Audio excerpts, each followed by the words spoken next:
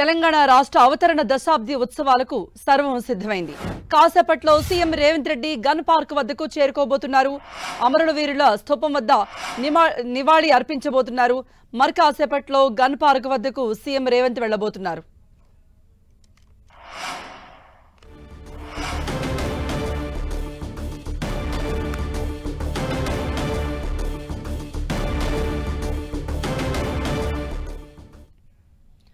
మరిన్ని అప్డేట్స్ మా ప్రతినిధి ప్రతాప్ అందిస్తారు. ప్రతాప్,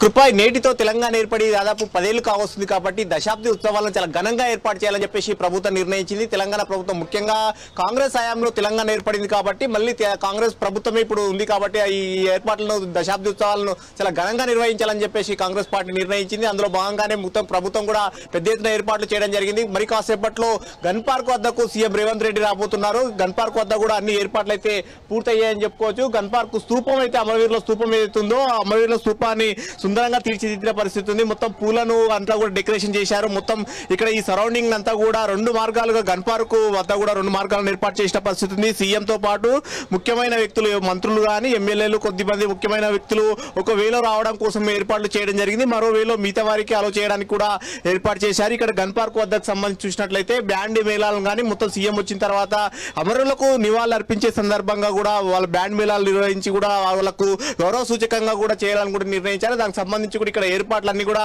పూర్తి చేయడం జరిగింది. జిహెచ్ఎంసీ ఆధ్వర్యంలో ఇక్కడ ఏర్పాట్లన్నిటి కూడా అత్యంత సుందరంగా తీర్చిదిద్దిన పరిస్థితి ఉంది. ఇప్పటికే జిహెచ్ఎంసీ కమిషనర్ కూడా రొనాల్డ్ రోజ్ కూడా ఇక్కడికి వచ్చి అక్కడ ఏర్పాట్లన్నింటినీ కూడా పర్యవేక్షించడం జరిగింది. ముఖ్యంగా పోలీస్ అధికారులంతా కూడా ఈ ప్రాంతాన్ని అంతా కూడా తమ గుప్పిట్లోకి తీసుకున్నంత పూర్తిగా స్థాయిలో భద్రత అయితే కట్టుదిట్టం చేసిన పరిస్థితి ఉంది. సీఎం వస్తున్నారు కాబట్టి మరి కాసేపట్లో 9:30 గంటల ప్రాంతంలో గన్ పార్క్ వస్తారు. గన్ పార్క్ వచ్చి ఇక్కడ అమరుల స్తూపానికి నివాళులు అర్పించిన తర్వాత నేరుగా పరేడ్ గ్రౌండ్ చేరుకుంటారు. పరేడ్ గ్రౌండ్ లో ఈ దశాబ్ది సంబరాలకు సంబంధించిన ఏర్పాట్లు అయితే ఘనంగా చేయడం జరిగింది. ఒకవైపు ఎన్నికల కోడ్ ఉన్నప్పటికీ కూడా తెలంగాణ ఏర్పాటు ఉత్సవాలకు సంబంధించి దశాబ్ది ఉత్సవాలను కూడా ఘనంగా చేయాలని చెప్పేసి ప్రభుత్వం నిర్ణయించింది. అందులో భాగంగానే పరేడ్ లో జాతీయ జెండాను ఆవిష్కరించిన తర్వాత ఈ ఉత్సవాలను ఘనంగా నిర్వహించాలని చూస్తున్నారు. ఒకవైపు ఈసారి మొదటిసారిగా అంటే దాదాపు 10 ఏళ్ల కాలం అవుతున్న సందర్భంగా కూడా ఉద్యమం సమయంలో ఎవరైతే పనిచేశారో వారికి చాలా ఎవరైతే కష్టపడ్డారో వారికి గౌరవ సూచకంగా కూడా ప్రభుత్వం సత్కరించాలని చెప్పేసి భావించింది. అందులో భాగంగానే ఇప్పటికే ఉద్యమంలో పోరాడిన వారికి, ఉద్యమంలో పనిచేసిన వారికి కూడా ఇప్పటికే వారిని అందరూ కూడా ఆహ్వానించిన పరిస్థితి, వాళ్ళు స్పెషల్ గా ఇన్విటేషన్లు ఇచ్చి కూడా వారిని అందరూ కూడా రప్పించిన పరిస్థితి. మరి కాసేపట్లో వారికి పరేడ్ గ్రౌండ్ లో కూడా సన్మానం చేసే అవకాశం ఉంటుంది. సో మొత్తం మీద ఇక్కడ ఏర్పాట్లకు సంబంధించి ఈసారి దశాబ్ది ఉత్సవాలకు సందర్భంగా కూడా సోనియా గాంధీని ఆహ్వానించారు. సీఎం రేవంత్ రెడ్డి స్వయంగా వెళ్లి ఢిల్లీకి వెళ్లి ఆహ్వానించినప్పటికీ కూడా సోనియా గాంధీకి అనారోగ్య కారణాల వల్ల ఆమె అయితే ఇక ఈ దశాబ్ది ఉత్సవాలకైతే రాలేకపోతుందన్నట్టు కూడా పార్టీ వర్గాలు చెప్పాయి. ఎందుకంటే ఇప్పుడున్న హీట్ సిచ్యువేషన్ కానీ ఢిల్లీలో దాదాపు 50 డిగ్రీల టెంపరేచర్ కూడా నమోదవుతుంది.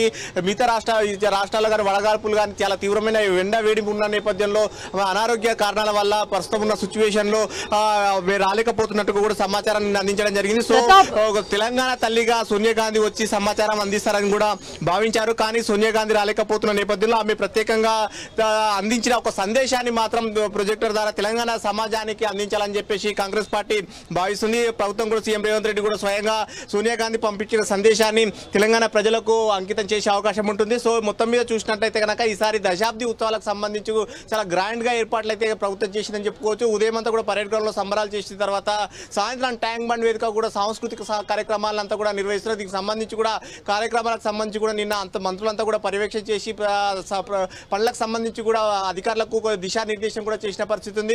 ఇప్పటికే ఈ ఏర్పాట్లకు సంబంధించి కూడా పూర్తి స్థాయిలో కంప్లీట్ అయ్యాయని చెప్పుకోవచ్చు. ఒకవైపు ఇది సంబంధించి సీఎం వస్తున్న నేపథ్యంలో గన్ పార్క్ వద్ద కూడా ఏర్పాట్లు మరోసారి కూడా జిహెచ్ఎంసీ కమిషనర్ తో పాటు పోలీసు ఉన్నతాధికారులంతా కూడా ఇక్కడ వచ్చి పర్యవేక్షణ చేసిన పరిస్థితి. మరి కాసేపట్లో 9:30 గంటల ప్రాంతంలో సీఎం రేవంత్ రెడ్డి ఇక్కడ గన్ పార్క్ వచ్చి నివాళులర్పిస్తారు. ఈ తర్వాత ఇక్కడ నుంచి నేరుగా పరేడ్ గ్రౌండ్కి వెళ్ళి అక్కడ జాతీయ జెండాను ఎగురవేసే అవకాశం ఉంది. కృప.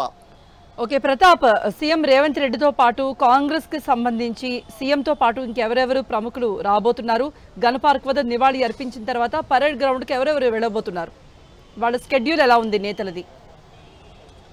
వాస్తవానికి ఈసారి దశాబ్ది సంబరాలకు ఖచ్చితంగా సోనియా గాంధీని రప్పించాలని చెప్పేసి కాంగ్రెస్ పార్టీ చాలా కృతనిశ్చయంతో చాలా పనిచేసిన పరిస్థితి అయితే ఉందని చెప్పుకోవచ్చు. సీఎం రేవంత్ రెడ్డి స్వయంగా వెళ్లి సోనియా గాంధీని ఆహ్వానించినప్పటికీ ఆమె అనారోగ్య కారణాల వల్ల సోనియా గాంధీ రాలేకపోతున్నారు.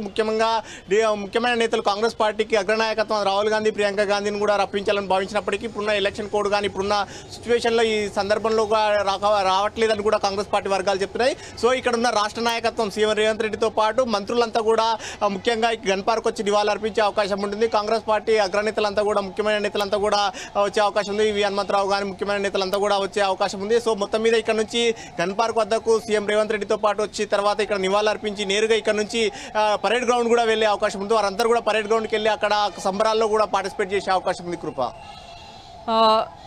ప్రతాప్, ఇక నేటితో హైదరాబాద్ ఉమ్మడి రాజధాని అనే అంశం కూడా ఈ రోజుతో ముగిసిపోతోంది. సో మరోవైపు పరేడ్ గ్రౌండ్లో కూడా ఎల్ఈడి స్క్రీన్లు భారీ ఎత్తున కూడా ఏర్పాటు చేసినట్టుగా తెలుస్తోంది. మరి ఎటువంటి సాంస్కృతిక కార్యక్రమాలతో ప్రభుత్వం ముందుకు పోబోతోంది ఈరోజు?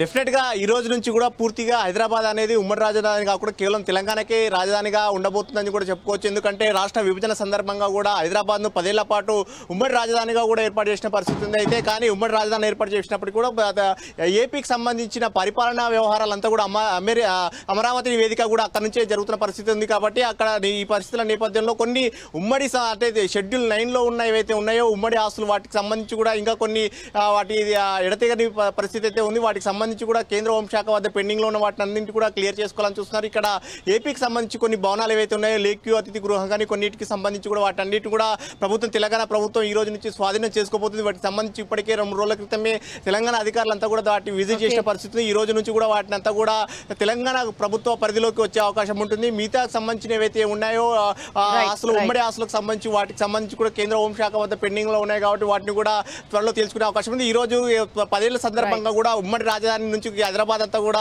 తెలంగాణ రాజధాని అవుతున్న నేపథ్యంలో పరేడ్ గ్రౌండ్ లో సాంస్కృతిక కార్యక్రమాలు చాలా గ్రాండ్ గా జరుగుతున్నాయని చెప్పొచ్చు. కృప. రైట్ ప్రతాప్.